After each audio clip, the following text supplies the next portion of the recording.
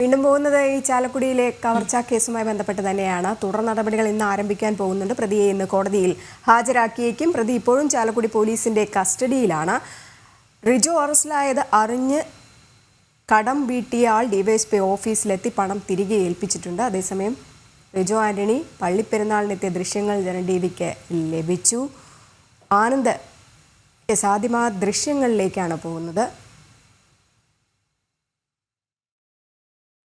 അവിടെ ആ സ്കൂട്ടർ കണ്ട് അതിൻ്റെ നമ്പർ അങ്ങനെ ട്രേസ് ചെയ്ത് പോയാണ് പോലീസ് ഇത് മനസ്സിലാക്കിയെന്നാണ് അറിയാൻ കഴിയുന്നത്. ഈ ദൃശ്യങ്ങൾ എപ്പോഴുള്ളതാണ് എന്ന് ചോദിക്കാം.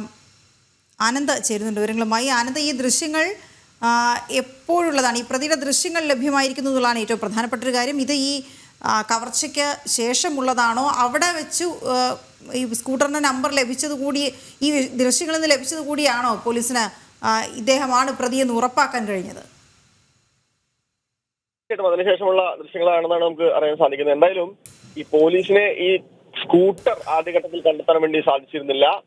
ഈ ടോർക്ക് സ്കൂട്ടർ ആണെന്നുള്ള സൂചന ഉണ്ടായിരുന്നെങ്കിലും പക്ഷെ ഈ പരിസരത്തുള്ള നിരവധി ആളുകളുടെ വീട്ടിൽ പരിശോധിച്ചെങ്കിലും ഏതാണ്ട് ഇന്നലെ ഉച്ച മുതൽ തന്നെ പരിശോധനകൾ ആരംഭിച്ചിട്ടുണ്ട്. വൈകുന്നേരത്തോടു കൂടിയാണ് 6 മണിയോട് കൂടിയാണ് ഇത്തരത്തിൽ ഈ പ്രതിയുടെ വീട്ടിലേക്ക് എത്തുന്നത്.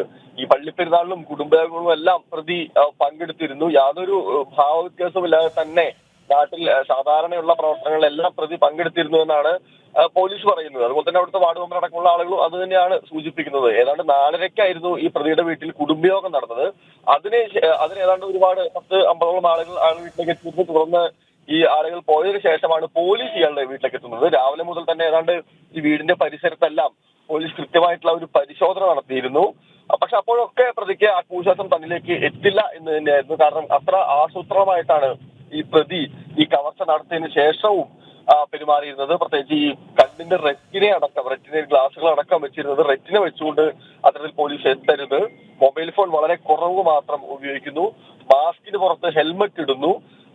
CCTV ദൃശ്യങ്ങൾ ഒഴിവാക്കിയിട്ടുള്ള യാത്ര, ഇടപെടലിലൂടെയുള്ള യാത്ര, ഈ തരത്തിലേക്ക് ഏതാണ്ട് ഒരു സ്ഥിരം കുറ്റവാളിയുടെ പാറ്റേൺ ആണ് അത്തരത്തിൽ ഇത്തരം ചരിത്രമൊന്നും ഇല്ലാത്ത, ഈ ഒരു ക്രൈമിന്റെ ചരിത്രമില്ലാത്ത, പശ്ചാത്തലമില്ലാത്ത പ്രതി കണ്ടിരുന്നത്. വെബ് സീരീസുകളിൽ ചില സ്വാധീനിച്ചു എന്നും പറയുന്നുണ്ട്. എന്തായാലും പ്രതിയെ കൂടുതൽ ചോദ്യം ചെയ്യലുകൾക്ക് വിധേയമാക്കിക്കൊണ്ടിരിക്കുകയാണ്. ഇപ്പോൾ ചാലക്കുടി ഡിവിഷൻ ഓഫീസിലാണ് പ്രതി ഉള്ളത്. എന്തായാലും ഇന്നലെ രാത്രി ഒന്നോടുകൂടി വീട്ടിലെത്തി തെളിവെടുപ്പ് നടത്തിയെന്നാണ് നമുക്ക് അറിയാൻ സാധിക്കുന്നത്. ബാങ്കിൽ എത്തിക്കൊണ്ട് എന്തായാലും ഇപ്പോൾ തെളിവെടുപ്പ് ഉണ്ടായിരിക്കും. ഉച്ചയോടുകൂടി അയാളെ കോടതി ഹാജരാക്കുകയും തുടർന്ന് റിമാൻഡ് ഉണ്ടാവുകയും ചെയ്യുമെന്ന് തന്നെയാണ് അറിയാൻ സാധിക്കുന്നത്. ശരി, ഓക്കെ. എന്തായാലും കൊള്ളയുടെ ബാക്കി കാര്യങ്ങളൊക്കെ ഇനി വരും മണിക്കൂറുകൾ മാത്രമേ അറിയാനുള്ളൂ. വിശദമായിട്ടുള്ള ചോദ്യം ചെയ്യലൊക്കെ തന്നെ നടത്തേണ്ടതുണ്ട്. ആനന്ദ് പുതൂരാണ് വിവരങ്ങൾ പങ്കുവച്ചത്.